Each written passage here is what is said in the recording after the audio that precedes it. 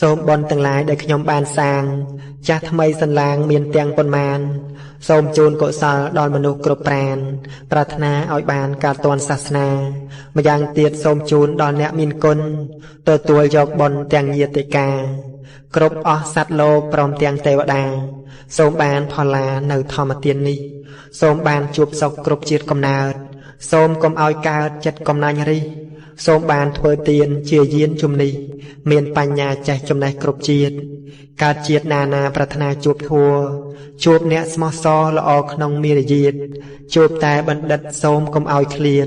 សប្បុរសឯទៀតលុះដល់និព្វានបើកើតជាមនុស្សទោះត្រកូលណាក្នុងក្រុមគ្រួសារកុំឲ្យអត់ឃ្លានជួបកែវទាំង3អាស្រ័យឲ្យទៀនឆាប់ដល់និព្វានតរៀងទៅសូមជូនបុណ្យធម្មទានដោយអំណាចនៃបុណ្យធម្មទានដែលយើងខ្ញុំមានចិត្តជ្រះថ្លាខិតខំបំពេញទោះពេលណាក្នុងពុទ្ធសាសនាទាំងប៉ុន្មានសូមលើកប្រកេនចំពោះសង្ឃ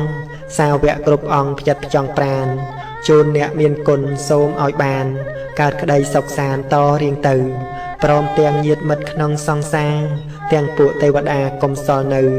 សពសត្វទាំងពួងសូមយល់ត្រូវកុំឲ្យធ្លាក់ទៅផ្លូវអវិជ្ជ័យសូមបានក្តីសុខគ្រប់អង្គា